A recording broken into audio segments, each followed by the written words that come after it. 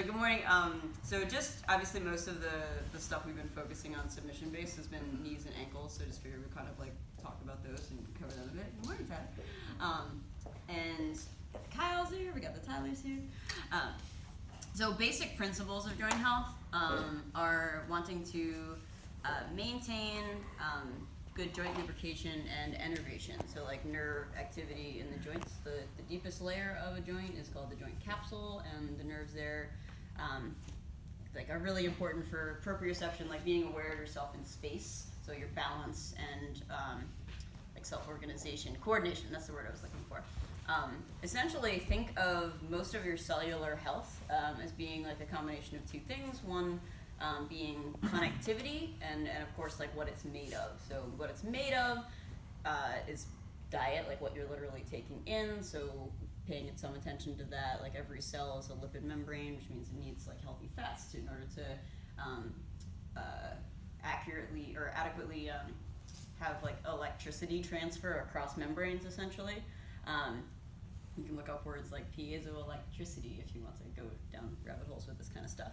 And so keeping those cells healthy involves a lot of movement, like regular movement. Just thinking like the evolutionary model, came out in a time where it wasn't an option to order a pizza from the couch on our phone, and you kind of had to go get food, and you're really involved in your community, and like you had a lot of interaction, all this stuff. So like our bodies are pretty much still living back in that, you know, however many hundreds of thousands of years of evolution, that or natural selection that brought us to where we are today. And this like 100-year period of like whatever, like is just not the way we need to stay healthy. So joints stay healthy by moving and creating like a pump through those tissues, right? And also ideally respecting pain and all these things. So how can we pump fluid through our tissues? There is manual work, like you could literally, you know, kind of squeeze, like create connection, pay attention to areas that feel either hyposensitive, which is overly sensitive, or they feel like desensitized. And those are areas you could argue are of low energy, like low electricity transfer across those membranes. So doing some like massage around it, paying attention to like, well, does it feel better if I do this or do this? And keying into those actually sensory inputs are going to be really helpful for you doing that. I just kind of want to do a blanket video that we can share with everybody, and then we can get into some of the techniques. So that would be like first, that's manual input. You doing something to yourself or somebody else doing something to you can create somewhat of a pump. Range of motion acts as a natural pump. The joints have a ton of nerve information, but they do not have a lot of blood flow. I don't think any blood flow through cartilage. So the only way to get fluid into those areas is through motion and fluid exchange rather, because it doesn't have like the pump. Also, like your heart pumps blood. We all know that. It's also by no means the only thing that pumps blood. Like your activity is pumping blood through your system. And just like you watch like a river flowing and over a year you'll see it kind of change and divert depending on the forces going on, your capillaries and nerves are changing position all the time.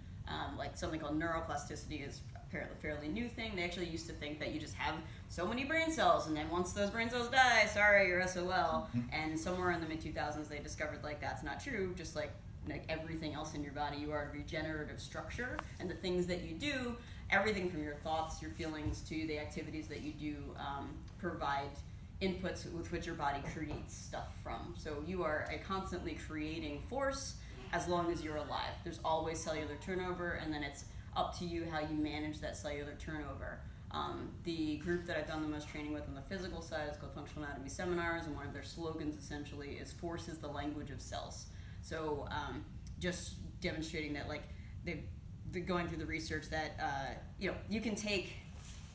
Actually, don't know as much of anatomy as I should wearing these pants, but like you can take like a ligament and you can put it where a tendon was, where they do knee surgeries like that, where they borrow from other pieces and stuff, or even take like a piece of your hamstring and put it where a ligament was, like an ACL or MCL or something like that. Don't quote me on that exact part, but and the reason it becomes the thing that you replaced it with, or that you were trying to replace over time, is the force that's enacted on it. You have this, essentially the concept is called Bioflow in the group that I'm in, that like if you asked me to separate the tendon from the bone, Like, we think like, oh yeah, it's just like, here's where it ends and here's where the thing starts. But if you sort of microscope on there, it's actually a flow of the same type of materials in different ratios that are growing into each other.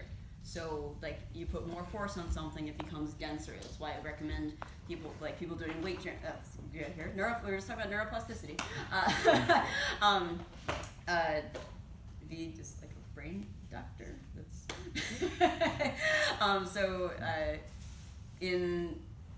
That's why I recommend things like weight training in order to like increase bone density over time, and why examples would be like astronauts go to space and it's no longer needed, so that use it or lose it concept applies to whatever you're doing. That's why I focus on doing full ranges of motion and stuff, because I'm refreshing the neural maps that sort of reflect my body in space.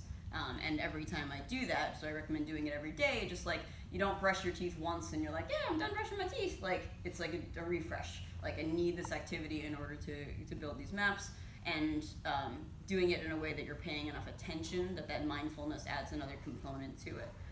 Now, do you have to stand there and do exactly this stuff all day? Of course not. If your lifestyle reflects the amount of activity that you want to do, that's great. There's something called non-exercise activity thermogenesis, NEAT is the acronym, where like, if you're like walking around all day and like doing stuff, you never have to work out because your life is just providing enough activity. The thing is just most of us, if we're being honest, are nowhere near that. Or if we are very active, it tends to be in a very repetitive situation, which is different from walking through the woods, foraging for food, pausing, hunting, being super focused on anything. How many of us are multitasking all day, which is very mentally draining and that kind of stuff.